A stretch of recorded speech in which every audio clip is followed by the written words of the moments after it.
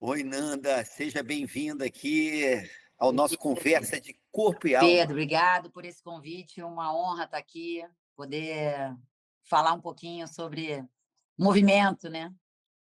Que eu Com mais certeza. acredito. O mundo está em movimento, né? O tempo inteiro, tudo está em movimento, a natureza, e nós também dependemos do movimento para poder fazer parte disso tudo, né? Mas fala um pouquinho sobre o trabalho que você está fazendo aí. Então, eu estou já há 10 anos, né, trabalhando com isso. Eu acabei chamando de Emotion Yoga, né, que é uma metodologia que eu criei através, depois da minha conexão com as práticas com as PICs e o DNA das emoções, lá com o nosso grande mestre Sérgio Henrique Garcia.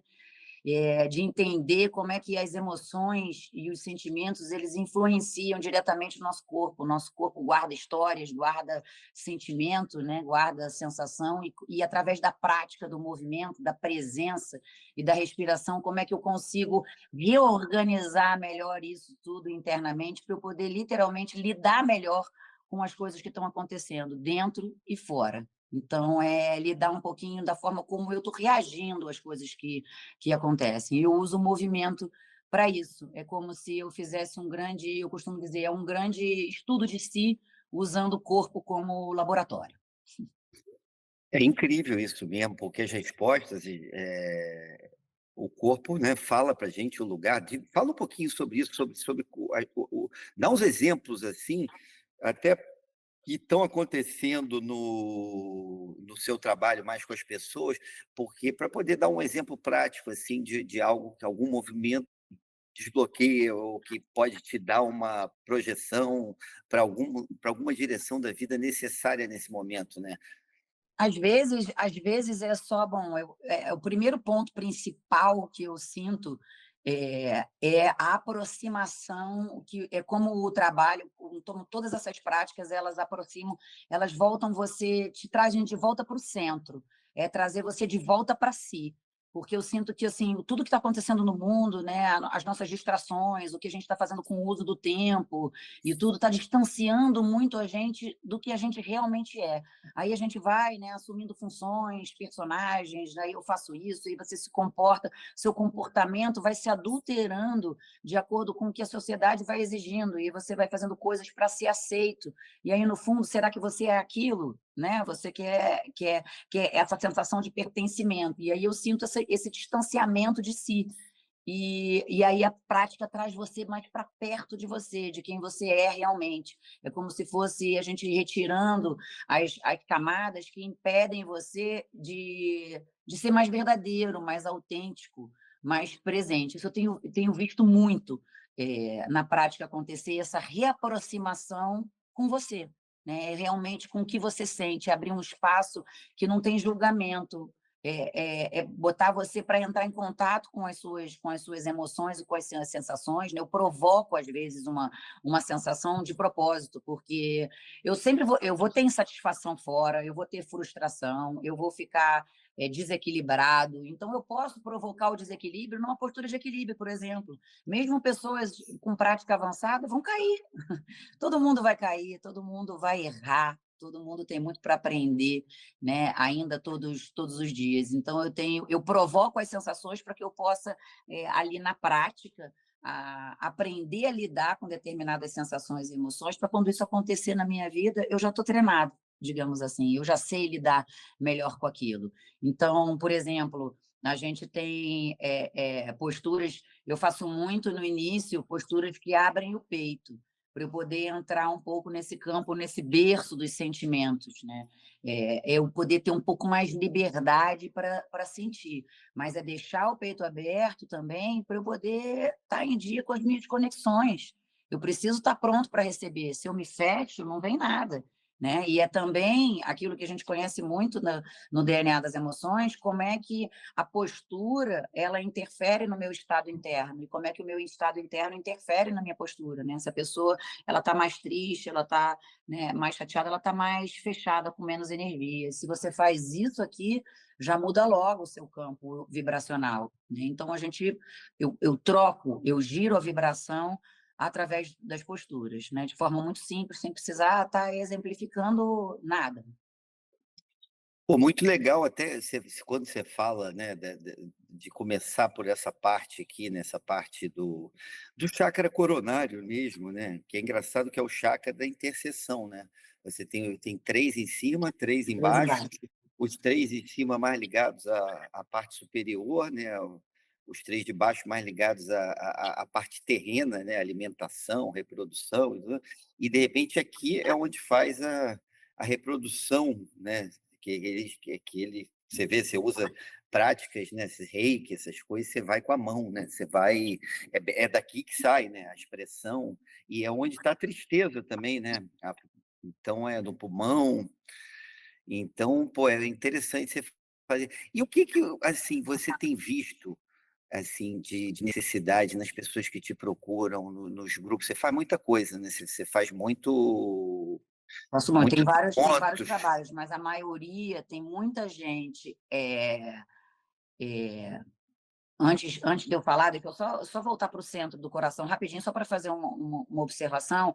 A gente começa por aqui, pelo centro, né? Porque quando aqui está dizendo que aqui são as minhas conexões também, mas no coração é onde está a alegria, o verdadeiro entusiasmo, aquilo que faz realmente o seu coração pulsar de maneira especial. Então, quando você está longe disso, né? O que te dá empolgação? O que é verdadeiro entusiasmo para você fazer? É o verdadeiro. É isso que a gente deve procurar na vida. É como quando a gente gosta de uma pessoa, né? Você fica afim de uma pessoa e vem vindo aquela pessoa, o coração já começa a acelerar, porque você tá muito afim daquilo, você quer muito aquilo para você. Então, a ideia é mexer nesse centro energético para que você leve isso para sua vida, né? O que faz o seu coração vibrar de maneira diferente, né?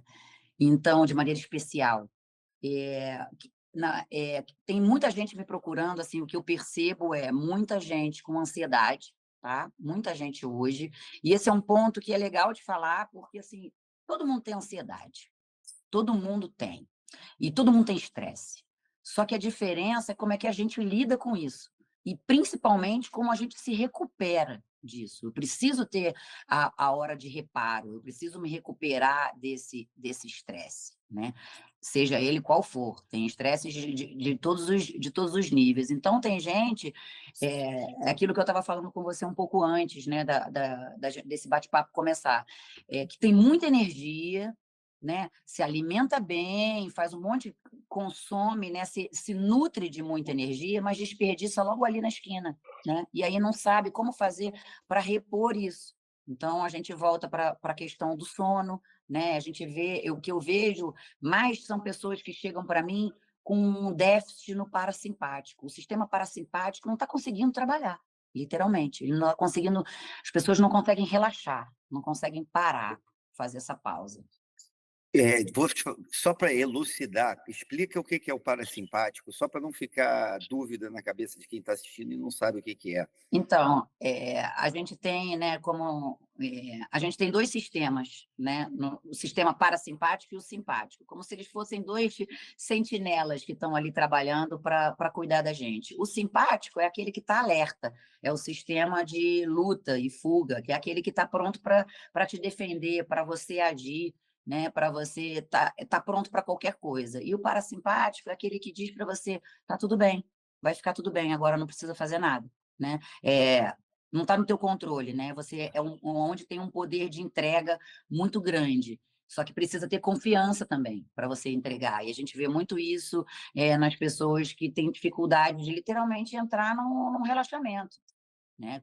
Você mesmo deve perceber no início, quando a pessoa inicia numa sessão de reiki ou qualquer outra terapia, às vezes no início, até a nossa energia poder entrar ali, a pessoa está com muita dificuldade, né? Eu vejo isso um grande mal dessa atualidade também, primeiro, porque a nossa cabeça não para. Né? A gente está vivendo num mundo atualmente com outra velocidade, então a gente tem muitos estímulos e isso alimenta de forma um pouco nociva esses nossos sistemas, né? Então, parece que a gente tem que fazer alguma coisa o tempo todo, parece que o mundo diz para a gente que você não foi feito para fracassar, você foi feito para dar certo, né? Então, em alguns momentos onde não está indo tudo muito bem, você não consegue.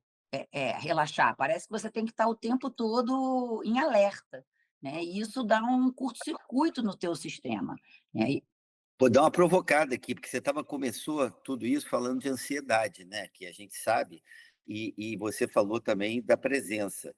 E a ansiedade, né, para elucidar, a ansiedade é quem está vivendo no futuro, está preocupado com alguma coisa que ainda não aconteceu e nem sabe se vai acontecer de fato, né? Assim como a depressão já é uma coisa mais de carregar culpas do passado, né?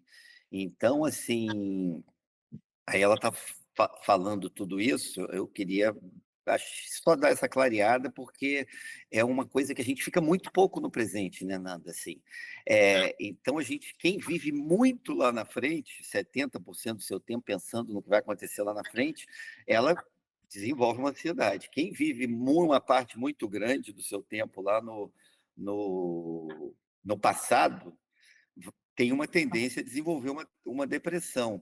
E o momento presente que você falou, que você está puxando as pessoas, é a maior dificuldade das pessoas estarem ali, né, agora. E a yoga tem esse poder, né? Então, Isso é treinável, né. Eu posso treinar a presença, aí entram as práticas, né, de mindfulness e atenção plena, né. Você falou dessa coisa do tempo da pessoa estar lá na frente com ansiedade, tem estatísticas, tem estudos falando sobre isso, né. Antigamente, com na outras eras, né, até que a gente tinha que levantar para virar o canal da televisão, hoje a gente tem um controle que faz isso pra gente. Então, às vezes, eu estou trocando de canal, já estou olhando para uma outra coisa. Estou fazendo 700 coisas ao mesmo tempo. Antigamente tinha uma medição que dizia que eu ficava menos de 50% até, ou até 50% no momento presente, e o resto estava em outro, né. E agora não, agora já passou de 80%.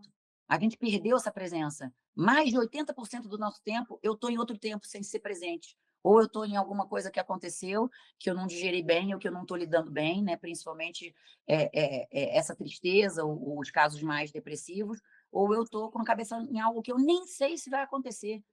E eu já estou me danificando com algo que eu nem sei se vai acontecer. E minha cabeça está lá longe, né? Então, os treinos de presença, eles são muito importantes. Essa é uma dica. E é claro que existem práticas formais de presença, que são práticas com ferramentas de atenção plena, e tem prática informal, que seriam aqueles treinos de coisas que você vai treinar no seu dia, de você estar mais atento quando você está fazendo alguma coisa, né. Se você vai se alimentar, você está só fazendo a sua refeição, você não está fazendo a sua refeição e com o seu celular ao mesmo tempo, né, que a gente tem visto muito por aí, ou vai tomar o seu banho, esteja presente no seu banho, desfrute e perceba todas as sensações, né, a água caindo, o cheiro do shampoo, você se desconecta, a gente se desconectou dos sentidos, né. Às vezes você está comendo com o piloto automático ligado, e aí você não está sentindo nem o gosto da comida direito, né. Então, é uma é um treino de presença, mas para você voltar, a gente começou falando de movimento, está tudo mudando o tempo todo, né, e a vida está em movimento, mas a única coisa que é real é o momento presente, é o agora, né. esse assunto aqui é difícil encontrar alguém hoje em dia vivendo plenamente no momento presente. Assim, É. até para gente mesmo que pratica aí há anos e anos, a nossa mente está sempre querendo escapar para algum canto que não é o aqui e o agora, né? E aí eu quero até voltar um pouquinho lá para o início do que você falou, assim, porque essa coisa do eu, né, da gente estar longe de si, ela para mim é fundamental, sabe, porque a gente nós somos seres singulares, né, com aptidões próprias, com capacidade de desenvolver coisas que às vezes só nós podemos, mas o contexto geral não nos ajuda a isso, né, assim, a gente vai para uma escola que todo mundo aprende a mesma coisa, tem que tirar a mesma nota, mas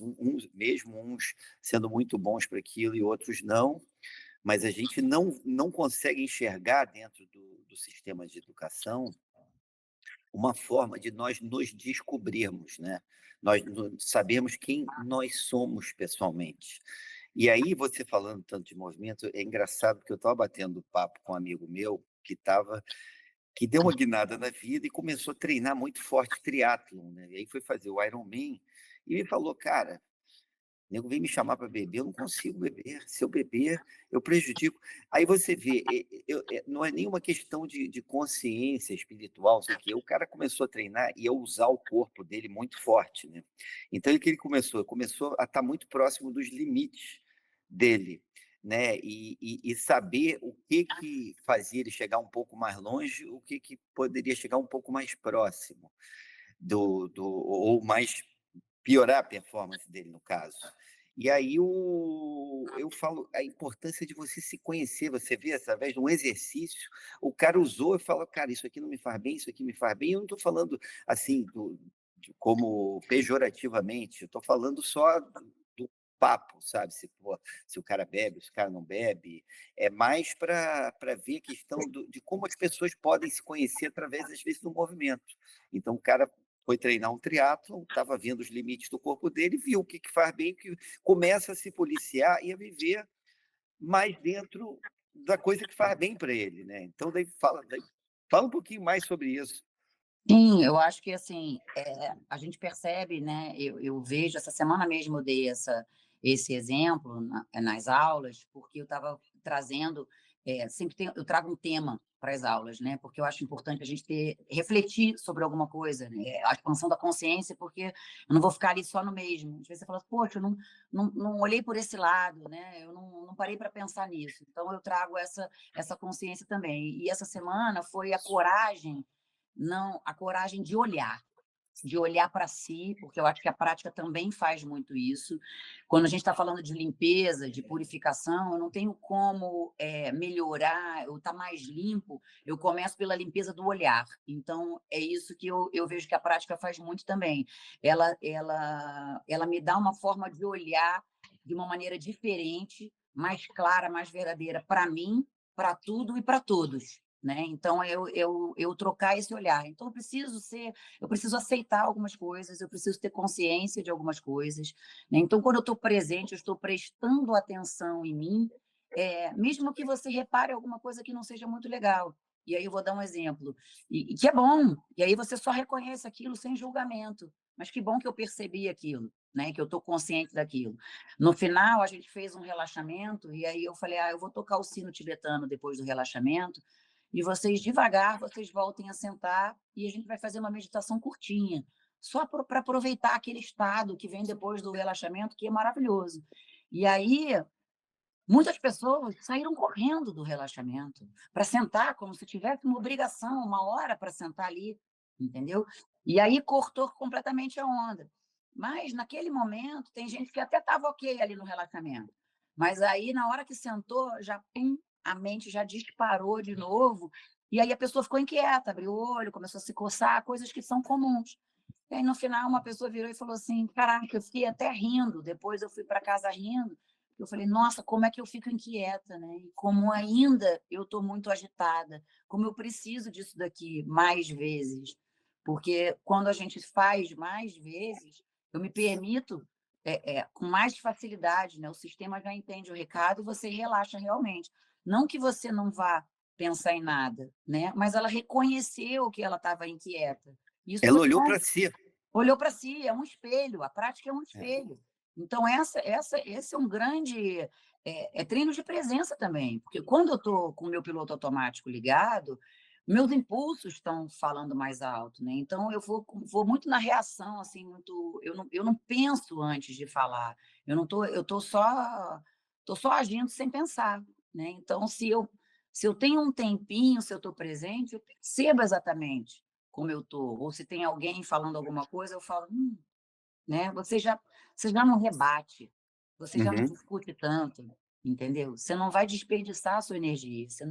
A presença ela faz você fazer um uso melhor do tempo, né? E que é a única coisa que a gente não recupera nessa vida, né? Que não vai voltar. Assim, eu vou falar da minha experiência com ioga lá atrás, dela conseguir te fazer reconhecer onde estão os seus bloqueios também, do ponto de vista porque, assim, o que eu senti muito na ioga, assim, quando eu praticava mais assiduamente, é que ela está muito ligada à lei da gravidade, né. Então, assim, os exercícios que eu achava mais difíceis, era aqueles que eu tinha que sentir o meu peso do meu corpo e deixar a gravidade agir sobre mim. Eu sempre tentei, nunca consegui, provavelmente não vou conseguir nunca, é ficar em pé e colocar todo o peso do corpo em cima dos meus pés. Porque você, quando começa a fazer esse exercício, que é praticamente uma meditação, né, você começa a perceber onde estão as tuas retenções todas. Aí tem retenção no quadril, tem retenção na lombar, tem retenção, aí uma perna está mais assim, outra assim, e é difícil consertar isso, assim, né, mesmo você estabelecendo uma consciência, né. É, tem que ter prática, tem que ter constância, né. Então, para abrir esse espaço interno e esse espaço no corpo, aonde tem bloqueio, falei até isso hoje na aula, né. Às vezes, quando fala essa coragem de olhar, é de olhar para coisas, às vezes, que a gente não o corpo faz a gente olhar para coisas ou para situações que, às vezes, a gente não quer olhar, ou que, às vezes, a gente está até escondendo. E aquilo que a gente está fugindo pode ser até um lugar que esteja precisando de cura. Então, quando eu sinto um bloqueio, quando eu sinto uma dor, uma travação no corpo, é aí que precisa de atenção, né. Então, assim, nas escrituras, nos textos sagrados, né, Patanjali fala: "Eu preciso", né, a biásia, né, eu preciso praticar a prática, eu preciso praticar naquilo que eu sou deficiente. O que eu já mando bem, eu não preciso ficar praticando, eu tenho que praticar naquilo que eu mando mal. Então, dentro da nossa prática das posturas, a postura que eu mais evito é a que eu mais preciso. Né, que você não gosta é que você precisa. Tem uma postura, você falou isso, usar, né, porque é muito física, tem muito física mais na prática do que físico, Vou né. falar uma frase só para elucidar o que você está falando, é no desconforto que está a evolução. Pode Total. continuar. É, a vida começa fora da zona de conforto. É. Então, assim, tem uma postura que você só está em pé. Eu estou aqui em pé e eu vou reclinar o meu tronco para frente, vai soltar os braços, como se você quisesse levar os braços na direção do chão, né, Uttanasana. E aí a cabeça vai para baixo, ela é até uma semi-invertida, vai com circulação do sangue, né, para a cabeça, e nessa postura a gente acessa a área de Broca do nosso cérebro, que é responsável pela nossa comunicação interna. Então, uma postura maravilhosa para acessar esse diálogo interno que é tão importante no nosso processo de descoberta pessoal. E aí você fica ali, joga o peso para a ponta dos pés, quase que o calcanhar sai do chão, e muita gente tem dificuldade de fazer isso, né. Então, assim, uma postura tão simples que daria para fazer todos os dias, como uma espécie de terapia, porque também, eu acho que a prática traz muito isso também, da importância de dialogar consigo mesmo, de conversar com você, de você ter intimidade, de você se familiarizar com o que você está sentindo, com o que você está pensando. Acho que a meditação faz muito isso, né. Então, é você ganhar um pouco mais de intimidade, você tem que entrar em contato, não fugir, né, não É, evitar. eu encaro determinados exercícios de ioga já como uma meditação, né, porque meditação, a gente tem eu me lembro que eu fiz uma vez Kunie, que é uma meditação tibetana, e tinha meditações através da dor, que você tinha que ficar com o braço, que era um centro energético aberto, até você não suportar mais aquilo lá, você entrava num transe de dor. Então, assim, tem muitas formas de você atingir, né, esse estado meditativo, mas o autoconhecimento, cara, é sempre o objetivo de tudo, né, porque a gente precisa aprender, a tecla que eu mais bato, a pecinha que a gente é dentro do motor da vida, né, porque o motor, ele é feito de peças diferentes, e todas as peças são importantes. Se você quebrar uma pecinha pequena, vai afetar as grandes. Se você quebrar uma grande, para o motor. Enfim, então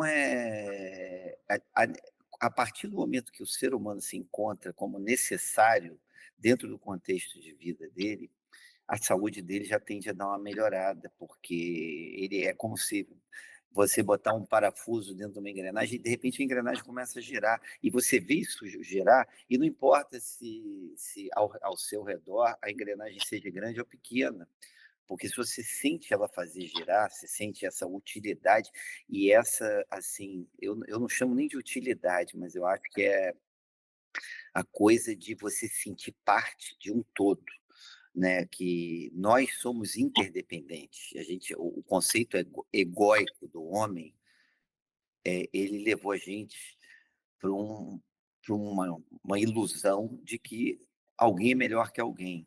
Na verdade, nós todos ainda não conseguimos evoluir, porque não descobrimos isso de fato, o quão complementares nós somos e o quão melhor tudo nó todo mundo que a gente vive seria se cada um de nós ajudasse o outro a encontrar a melhor pessoa que ele é, porque ele vai fazer alguma coisa incrível em alguma área, que vai acabar respingando no todo, e é isso que vai fazer. Eu não consigo ver uma evolução planetária como todo mundo que mexe com espiritualidade sabe que a gente está passando agora nesse momento, sem a evolução do indivíduo, né. O indivíduo precisa evoluir, e para o indivíduo evoluir, ele precisa se conhecer, né. E aí que, você tem 2 ferramentas incríveis na mão, que é a ioga e a meditação, né. E você é uma pessoa que desenvolve meditações de diversos tipos, diferentes pra até para as pessoas que têm dificuldade de parar e ficar só no mantra. Então, pô, fala um pouquinho sobre essa tua experiência, aquele trabalho que você faz na Pix com mantras, com massagem, porque aquilo ali é incrível. Aí isso daí eu até falei nessa semana, né, um pouco, porque você está falando dessa coisa do relacionamento consigo mesmo, né, começa daí, porque se todo mundo tivesse no fundo em dia, né, e bem, se relacionando bem consigo mesmo, você se relaciona melhor com as pessoas, né, e no ioga a gente também, eh eu tenho que pensar no outro. A gente não nasceu aqui para viver sozinho, né, então existe a gente fazendo parte de um todo, né, e todo mundo junto. Eh, eu só fiz essa observação, mas voltando para o da meditação, essa ideia da meditação guiada, ela surgiu na pandemia, né. Na pandemia eu falei: "Não tem como, naquela loucura que a gente estava vivendo, não tinha como deixar as pessoas: 'Ai, vamos parar, vamos fechar os olhos e entrar aí em contato com essa maluquice'. Então, vamos guiar". Né, porque, assim, a mente foi feita para pensar, ela vai estar sempre pensando alguma coisa. A meditação guiada, o que ela faz é direcionar o seu pensamento para algum lugar.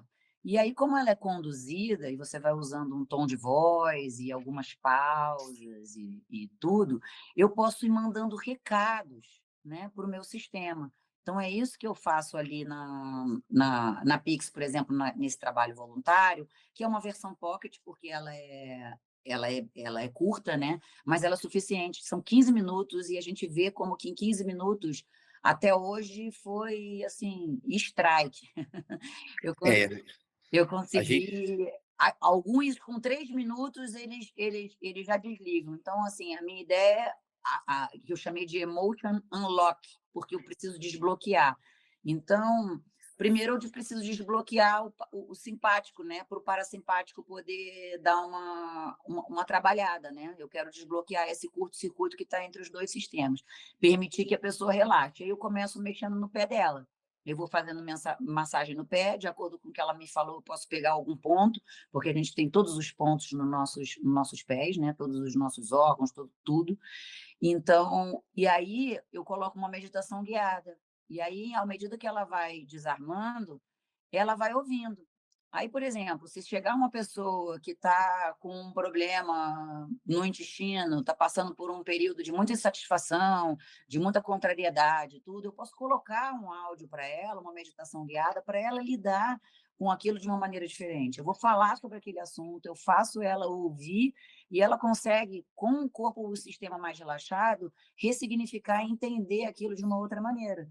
E aí provavelmente, né, muitas pessoas relatam que depois desse atendimento, desbloqueia ou até melhora, né, mas a ideia inicial ali é relaxar, que é o que eu fazia na pandemia. Então vamos fazer uma meditação guiada e mesmo pessoas que nunca tinham feito falam assim: "Caraca, consegui meditar". Eu acho que isso é uma coisa que limita muito. "Ah, eu não sei meditar, eu não sei". Já parou, já colocou uma intenção de estar ali um momentinho, um segundo consigo mesmo, já é golaço para mim, com o meu olhar. sabe. Eu fiz uma massagem numa pessoa, por exemplo, eu vou dar um exemplo bem claro, uma pessoa que parou de menstruar e não estava conseguindo ovular, né, e queria engravidar, e estava com esse bloqueio e tudo extremamente tensa, ansiosa, já pensando lá na frente: "Mas e se eu não conseguir? E o que que pode acontecer e tal?". E eu gravei uma meditação, um relaxamento para aquele momento, enquanto eu fui fazendo a massagem, eu fui falando as coisas para a pessoa. 2 dias depois, ela ovulou. Ela fez até o teste, que eu não sabia nem que tinha um teste, ela comprou o teste e ela tinha ovulado, né. Então assim, é Não, é incrível, é incrível. Assim, quando a gente se dá até a gente fica até emocionado, né, porque a gente sabe que isso acontece mesmo, a gente vê, né, a gente quando trabalha na Pix, a gente trabalha um do lado do outro, e a gente vê os semblantes, enfim. E dentro desse de dessa do espectro de doenças, hoje em dia, a gente vê que a maioria das doenças é causada por bloqueios emocionais, né. As pessoas estão sentindo e carregando sentimentos negativos dentro delas, que com o passar do tempo elas vão corroendo as células e isso vai se transformando em doença, porque a gente é 70% água, né, você já viu aquele Masaru Emoto, a pesquisa dele, como a água reage às palavras e aos sentimentos, né, ele vai é incrível. Quem não conhecia esse trabalho, pesquisa aí, Dr. Masaru Emoto, o trabalho sobre como a água reage às palavras e sentimentos, que aí vocês vão entender um pouquinho, porque nós somos 70% água. Então, assim, o que você fala para o outro vai afetar no campo vibracional do outro, mas o que você fala para você tem que ter controle, porque, assim, vai afetar o teu campo vibracional inteiro. É tipo o teu pai e tua mãe chegarem para você e falar: "Você não é capaz", quando você é pequeno. Imagina como é que isso entra dentro do teu sistema, das tuas células, isso entra com assim, e para tirar depois isso de dentro, né, é complicado, porque re fica registrado, né. Inclusive um remédio espírita é a água de Bezerra de Menezes, que você ora para a água, né, e a oração já está comprovado, já tem médico, assim, que fala que lê em ressonância magnética que o lóbulo central do cérebro expande e irriga enquanto você está orando. Então, assim, a gente está começando uma era em que as coisas estão se reaproximando, né, a espiritualidade da ciência, porque elas nunca deveriam ter soltado as mãos, na realidade. E isso é o que vai trazer a nossa capacidade de evoluir como espécie, né, como sociedade, como tudo, porque do jeito que está, a gente está bloqueado para isso, né. Então a gente tem que buscar ioga, meditação e esses milagres, né, entre aspas, que você acabou de relatar sobre a ovulação, eles às vezes é só um bloqueio. Tem gente que tem doença mesmo, que não tem como curar, porque está na programação kármica dela, não sei o quê, mas a maioria vem aqui, ó, vem do que a gente está pensando e sentindo aqui no coração, cara. total. Quando você falou esse exemplo, né, que você deu, dessa crença limitante, né, algum pai, alguma mãe que virou e falou: "Você não é capaz", né, eu acredito que a prática ela mostra muito isso. Tanto as práticas com a respiração, né, e os do movimento, que a sua capacidade vai muito além do que você imagina. Então, assim, se a gente é puro água, a gente precisa estar em movimento. E aí eu vou aproveitar esse gancho, porque, ao contrário, às vezes a pessoa acha eu posso movimentar a minha energia interna e fazer muita coisa com o meu corpo, mudar o meu estado mental e emocional em poucos segundos através da respiração, né? Assim como a gente vê também e faz um diagnóstico rápido, você consegue olhar e ver uma pessoa ansiosa, uma pessoa que está com a respiração curta, né? Que às vezes não consegue nem passar daqui, não consegue ir com a respiração até o final. Então, existem várias técnicas respiratórias, e aí algumas quando você vai fazendo, que é o breath work, né, diferente do pranayama, o pranayama que é a respiração do yoga, que é o controle do prana, da nossa energia vital, vai num campo mais sutil. O breathwork é você trabalhar a sua respiração. Então, eu vou trabalhar mesmo, dá trabalho, tá? Cansa. São exercícios também precisam, eu não vou fazer uma vez, né? Se eu quero. Então, assim, vou te dar só uma vez, né? E eu não vou só escolher ter uma alimentação saudável, eu não como só segunda-feira eu como saudável, os outros dias eu não faço nada, né?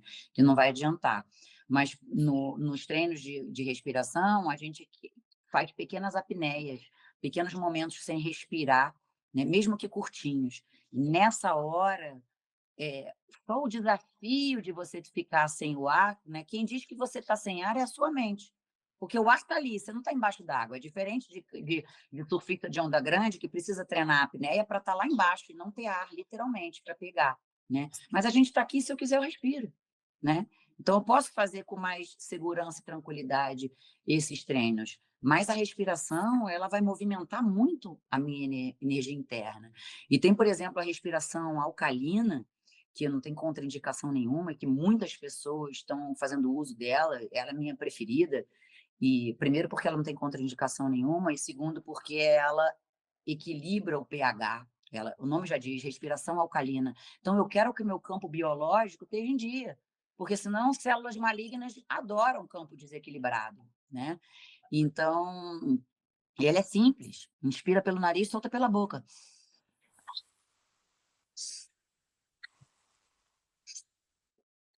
Posso fazer devagar e aí depois eu posso acelerar, porque eu quero acelerar, eu quero provocar sensações. Por exemplo, pessoas com ansiedade vêm me procurar para fazer. Aí fala, eu posso fazer? Eu falo, pode. Porque aí o coração vai dar uma acelerada, igual quando ela está tendo crise de ansiedade, mas foi ela que provocou aquilo. Então, ela vai aprender a lidar com aquele sintoma fisiológico também. E aquilo vai passar. Aí eu acelero para descansar depois. Né? Então, é, um mínimo que você já faz, já altera, já faz alguma coisa com a sua mente e com a sua vibração. É impressionante como a respiração ela pode nos mudar por completo o nosso estado mental, emocional e até físico, né? Porque eu me lembro muito também de você, na época de shiatsu, que era você respirar no ponto que estava tenso, né? E ajudando a soltar através da respiração, você consegue direcionar. E esse trabalho aí de breathwork eu tenho maior interesse até em conhecer, porque a respiração é tão importante e a gente dá tão pouca importância para ela. A gente não percebe, né? Que nem o ar, a gente não tem uma coisa que a gente não percebe, né? Assim, tá no dia e a gente não sabe se está ansioso. A gente para pouco para olhar, né? Para isso e deveria parar mais, principalmente no momento que você está fora de si, né? É o momento de parar e respirar. Você está nervoso no trânsito, está bravo com o cara, você para. Se você parar e respirar, dá 10 respirações profundas, mudou o teu estado Total. completamente, completamente. Já tem aquela coisa que fala, né? Calma, respira, né? Quantas vezes É, a gente já ouviu isso? E é realmente assim muito. A respiração é a primeira e a última coisa que a gente faz nessa vida, né? É a primeira coisa que a gente fez é a última que a gente vai fazer. Então, assim, para mim, ela tem um combo. Ela é o combo perfeito, porque ela vai treinar presença, porque eu preciso estar ali presente, prestando atenção, consciência, né?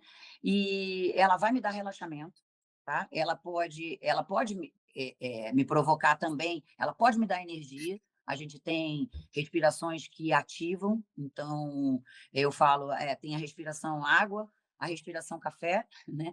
E a respiração, sei lá, chá de camomila, Rivotril, vinho, o que a pessoa quiser usar para relaxar. Então, assim, a água eu posso tomar o dia inteiro, né?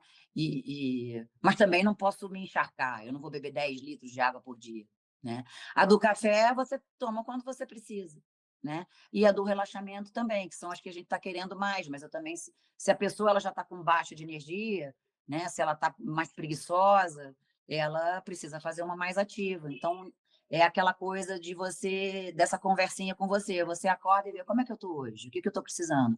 Tem dia que você sente que você precisa de um prato de arroz com feijão, e tem dia que só uma saladinha ou alguma coisa mais leve já é suficiente. Então, assim, a prática da respiração, para mim, hoje, ela é o que há.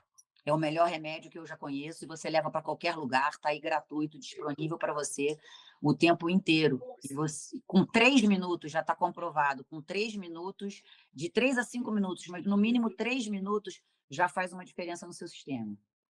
Então, assim, Olha, essa dica aí é a melhor que tem, entendeu? Você combate qualquer ansiedade, né?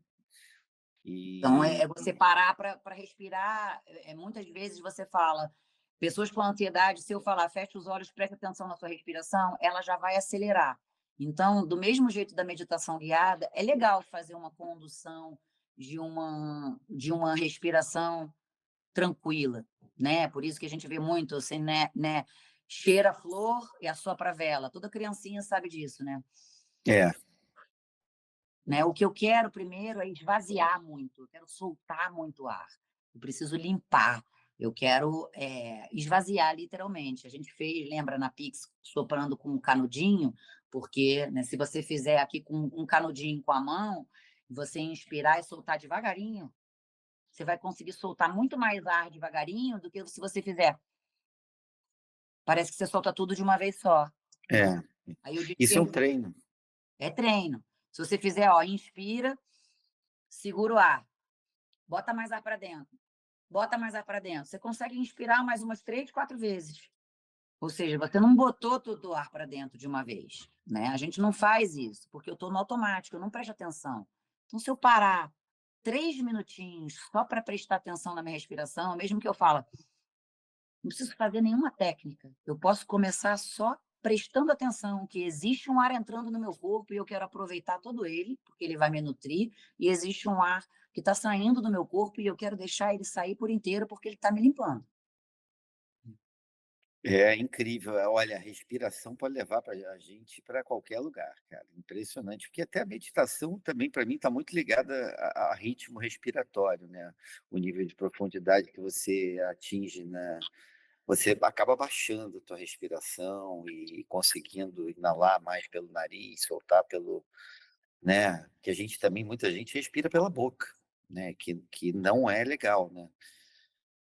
Fala para você. Não no tempo máximo, né? Tem um livro que fez um estudo sobre isso, que botou primeiro e fez exames metabólicos. Tampou o nariz da pessoa e deixou ela só respirando pela boca, direto. E aí analisou a taxa de açúcar, colesterol, não sei o quê, não sei o que lá, tudo. Toda a capacidade respiratória, pulmonar e tudo. Depois fez ao contrário. Tampou a boca, que foi mais sufocante para algumas pessoas, né? Tampou a boca e a pessoa respirava só pelo nariz. Foi impressionante, até a qualidade do sono. Teve alteração na taxa de açúcar, teve alteração na capacidade, na expansão da sua capacidade respiratória, né? Então, assim, estão fazendo vários experimentos em relação a isso. Nas respirações do breathwork, a gente respira pela boca em alguma delas, tá? Mas é aí naquela hora que eu estou trabalhando a minha respiração para algo específico, né? Mas no meu, a maioria do dia, o ideal seria respirar só pelo nariz. E mesmo porque quando você pega, você está ansioso, você nem pensa no nariz, né? Fica uma coisa, né? Você está ofegante, está com medo, tá com, enfim, você tem uma tendência forte a só respirar pela boca e uma respiração curta, né? Quase respiração de cachorro mesmo, né? É. E os trabalhos com a respiração, à medida que você vai crescendo neles, e assim, logo nos primeiros, quem vem fazer oficina comigo de treinamento, de breathwork, logo no comecinho, 30 segundos, todo mundo fica sem respirar. E eu levo a 1 minuto. Na maioria das turmas, eu consigo levar a 1 minuto e meio, 2 minutos, todo mundo fica sem respirar. Entendeu? Uhum. Aí eu vou preparando, a gente primeiro se condiciona para isso. E aí, nesse período, e depois, é inexplicável o que acontece. É uma expansão de consciência, e você vai, o teu estado mental, tipo, se colocar uns eletrodos ali para medir, é essa onda que a gente quer atingir com a meditação. Mas com o breathwork eu atinjo ela muito mais rápido. Então, assim, para mim, eu ganho mais tempo, né? De vida, literalmente, qualidade, porque eu estou trazendo os benefícios através da respiração e estou mexendo no meu mental. Eu acho assim que cada pessoa faz sentido uma coisa. Tem pessoas que são mais dinâmicas, que precisam de uma coisa mais rápida, e pessoas que gostam também. O importante são os caminhos. Você quando consegue dar caminhos para as pessoas, e cada um vai falar: ó, esse aqui, pô, me identifico mais com esse, me identifico mais com o outro, porque assim, eu não consigo ver. Às vezes você faz uma coisa que dá super certo com uma pessoa e com a outra a pessoa zero conecta aquilo. E então, assim, quanto mais caminhos você tem a oferecer para ler a pessoa, é sempre melhor, né? E assim como falando de si próprio, né? A pessoa que está assistindo que pensa assim, pô, mas qual é o meu caminho? O seu caminho só você pode dizer, né? Você vai se identificar. Agora, não vai pelos outros, né? Você tem que olhar para você, falar: "Poxa, isso aqui eu sinto que vai", e acreditar no que você sente, acreditar em quem você é. Não adianta você querer ser você se espelhando no outro, né? Vai ter que olhar para dentro de si, se conhecer, saber seus limites, suas qualidades, seus defeitos. Não adianta, você não vai se conhecer se você falar: "Ah, tudo meu é ruim", começar a falar mal de si mesmo o tempo inteiro para você mesmo. Você tem que olhar para as suas qualidades, você tem que valorizar cada conquista, mesmo por menor que seja, e aí você começa a se conhecer. Não, pô, aqui eu fico feliz quando eu consigo fazer isso, eu não fico. Aqui não me faz bem, eu vou para lá, me sinto mal. Começa a perceber, é um exercício diário, mas é muito importante acreditar, né? Acreditar que você pode ser a melhor pessoa que existe dentro de você. Porque uma coisa eu garanto: todo mundo é especial, todo mundo tem uma coisa incrível dentro de si. O problema é que a vida não te ajuda a encontrar essa melhor pessoa que existe dentro de você. A vida, ela te ajuda a ser igual aos outros e a viver dentro do que a sociedade espera de você. E isso não vai te levar para perto de si. Você vai ter que buscar esse caminho sozinho. Pode ter ajudas, com certeza, por exemplo, a Nanda aqui, que pô, te ajuda com yoga, com ferramentas, tem zilhões de pessoas, umas você pode se identificar, outras não, mas o caminho é seu. E você só vai se descobrir trilhando esse caminho para dentro de você.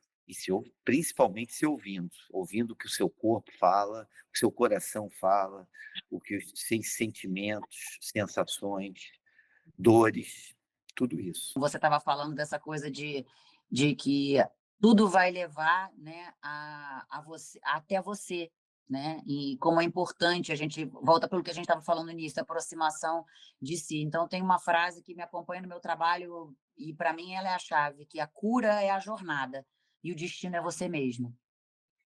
Tudo vai te levar Olha, para você. Então, e o depois dessa. movimento, na verdade, o movimento ele existe para trazer você de volta para o centro, para trazer você de volta para casa, né. As pessoas falam: "Ah, que a prática de ioga traz você de volta para casa", dá aquela sensação, que quando você viaja e você volta para casa, não dá aquela sensação boa: "Ai, que bom, cheguei". É isso que a gente quer chegar em si novamente, né. "Tô aqui". Ó, olha, eu acho que não dá para finalizar melhor do que essa frase aí. Eu quero agradecer a Nanda aqui pela presença, por tudo que ela falou, e eu espero que vocês aproveitem aí, respirem bastante, né? Todo momento de dificuldade, pega a dica, qualquer coisa, o contato dela está aí, e vamos embora, vamos para dentro de si. Deixa um recadinho para todo mundo aí. Obrigado, Pedro, foi muito bom ter esse papo aqui com você. A gente segue, vamos organizar a nossa oficina de breathwork. E eu acho que eu só repito essa frase: "A cura é a jornada, o destino é você mesmo". Sejamos felizes hoje. Namastê. Namastê. Beijo, obrigado. Beijo, obrigada, Tiangues. Obrigado.